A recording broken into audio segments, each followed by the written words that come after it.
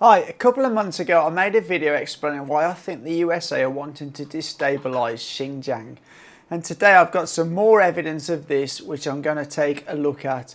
So if you wish to know more, stay tuned. Welcome back to the Barrett channel. I'm Lee. I operate this channel with my son Ollie. We cover food, travel, technology and geopolitics, a varied mix of subjects, so there's something for everyone. Now, as I said at the beginning, I've uncovered more evidence of the USA's campaign to attack and destabilise the area of Xinjiang in northwest China. And first, I'd like you to listen to this video clip and then I'll discuss some of the points. It's a guy by the name of Lawrence B. Wilkerson. He's a retired US Army colonel and also a former chief of staff. So he has held a fairly high position and I'm sure he would have access to classified intelligence documents. And this is a clip from a speech he made in 2018 while attending the Media and War Conference at the Ron Paul Institute. We're in Afghanistan as we were in Germany post-World War II because it is the only hard power the United States has that sits proximate to the Central Base Road Initiative of China that runs across Central Asia. If we had to impact that with military power, we are in position to do so in Afghanistan. Second reason we're there is because we're cheek and jowl with the potentially most unstable nuclear stockpile on the face of the earth in Pakistan. We want to be able to leap on that stockpile and stabilize it if necessary. And the third reason we're there is because there are 20 million Uyghurs, and if the CIA has to mount an operation using those Uyghurs, as Erdogan has done in Turkey against Assad, there are 20,000 of them in Idlib in Syria right now. Well, the CIA would want to destabilize China, and that would be the best way to do it, to foment unrest and to join with those Uyghurs in pushing the Han Chinese and Beijing from internal places rather than external. So first of all, he says that the reason the US military are in Afghanistan is not because they are fighting the Taliban or state building or even reconciling with the Taliban, and nothing to do with fighting any terrorist groups. It has everything to do with three primary strategic objectives, and one of them is being right next to the main hub of the Chinese Belt and Road Initiative that runs across Central Asia. And the second is that the CIA may want to mount an operation using Uyghurs from Syria to destabilise the Xinjiang region. So for those of you who don't know, China's Belt and Road Project, also known as the 21st Century Silk Road, is an infrastructure and investment program spanning from China through the Middle East to Europe and also into Africa. China's helping more than 60 countries to build infrastructure in order to help facilitate global trade. It's a huge project, and this seems to be a problem for the US, UK and Europe. For many years, these countries have either ignored or exploited African nations. China is offering an alternative, and Western nations do not like it. Recently, the US, EU and even the UK have suggested setting up projects to compete with China's Belt and Road, which actually I find quite funny, as they can't even manage to build infrastructure for their own citizens, never mind halfway around the world. Anyway, but that's another story. In reality, these Western nations know they are not able to compete with China's Belt and Road. So they're attempting to do the only thing they know how, and that is to try and derail China's Belt and Road project. And that's why we're seeing all this rhetoric about Xinjiang almost daily in the Western news cycle, as Xinjiang is the strategic hub for the Belt and Road out of China. So how are they trying to do this? Well, their ultimate aim is to destabilise the Xinjiang region using any means they can. And this is why we're seeing so much discussion about forced labour, human rights issues and even genocide with regard to Xinjiang.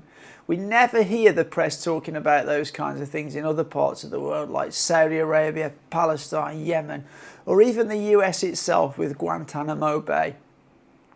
As also mentioned by Lawrence Wilkerson, the CIA are also prepared to use the 20,000 or so Uyghurs in Syria that will eventually return to Xinjiang to help in destabilising the region by committing acts of terror and trying to radicalise other Uyghurs in the Xinjiang area. The Chinese authorities, though, are not stupid. They are well aware that this is going on and has been going on for some time. That is the main reason that security is so tight in the Xinjiang region. Previously to this tightening of security, there were many terror attacks by separatists in the region. There has also been a huge amount of investment into Xinjiang to build the economy and provide jobs for young people. So they are much less likely to be radicalised.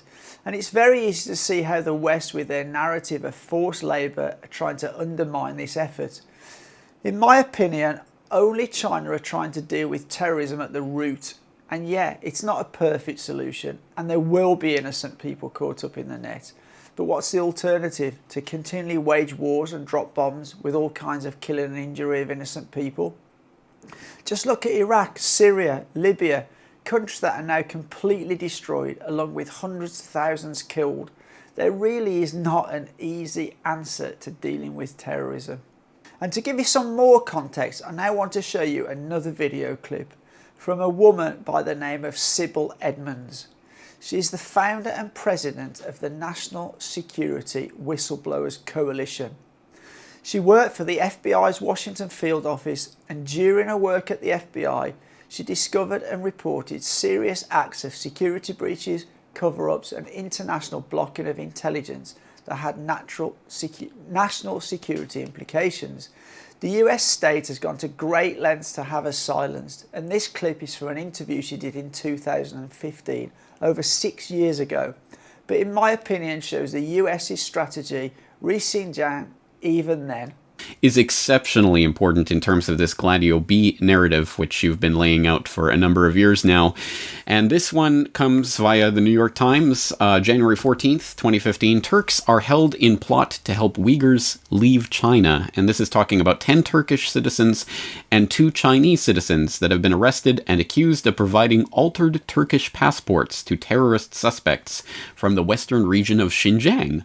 A state-run newspaper reported on Wednesday.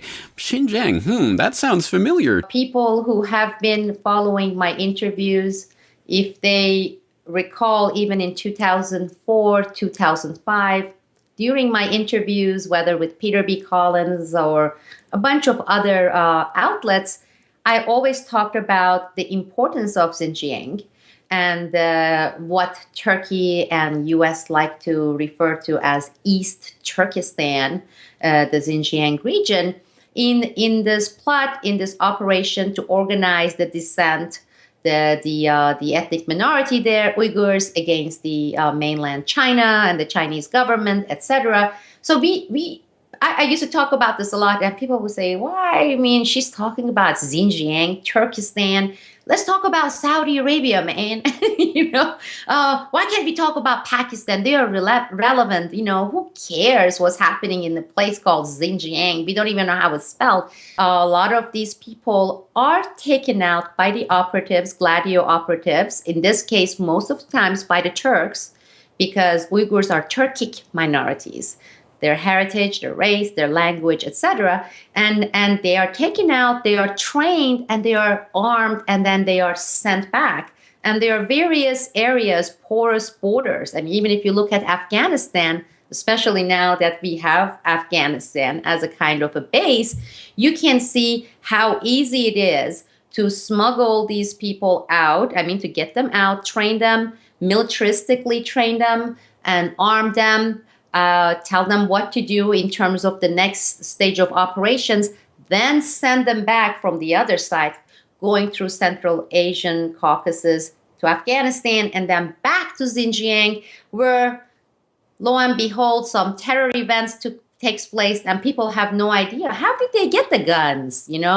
How were they trained militaristically? Because Xinjiang is under China's control. Well, they are trained outside. So the Chinese government's version of the story is much closer than when the New York Times takes the version of the Turkish side saying, oh, yeah, it had to do with some independent operatives trying to make some bucks. One of these guys paid $6,000 to be taken out of Xinjiang. And that's what it's all about. And Chinese government, they are telling a different story. The truth is much closer to the Chinese side than it is to what the Westerners are saying. And again, it's going to be extremely important, this region. It would be how these people are being, abused and oppressed, and they need to have their own land, and it needs to be carved out. And as we talked about before, the United States have already brought one of these figures from Xinjiang area into the United States. He lives in McLean, into the State Department, and they had a meeting where they declared him the president of East Turkestan in absentia. So as far as the Gladio US is concerned, they even have a president for Xinjiang. How could you have a president for a country, nation that doesn't exist? There's no sovereignty, it's part of mainland China, meaning that is the objective. We want another Taiwan. We want to gradually, by playing, how here internally we play the gender card and the race card, well, for that part of the world to play the minority without land, we're going to help them. They're being oppressed. The Chinese are gunning them down and torturing them. So let's take out this. We put military base there. And we also have the sympathy of the world. Now, I'm not saying Chinese are not abusing their powers with the Uyghurs. I mean, there's a lot of things for Uyghurs that they have the right. I'm not at all challenging that notion. But as the Western nations, United States, Gladio, we've never cared about people's suffering. That's not within our interest area, unless it can be utilized, capitalized upon to get our objective, meaning have that area declared anonymous. We already have a president in place, and make sure that China, energy-wise, is not going to have an easy time to sustain a 6-7 billion population and ginormous economy. And one last thing I would like to mention, and I may make a more comprehensive video about this sometime in the future, is that it seems very strange to me that a number of strategic areas where the Belt and Road is going have seen increasing activity by groups like ISIS. Mozambique, for instance, all the way at the bottom of Africa, nowhere near the Middle East, suffered a large ISIS attack, killing many. ISIS also claimed responsibility for an ambush in a port town there. Also, ISIS turn up in other places that are connected with the Belt and Road too. And extremism is on the rise in places like Sri Lanka, Malaysia, the Philippines. So what are ISIS doing in these countries? Who's funding them? Who is organising them? Think about it. Remember that massive explosion at the port in Beirut? Was that just a coincidence, or was someone else behind it? I know what I think. Anyway, thank you for watching. See you in the next one. And as always, for now, take care.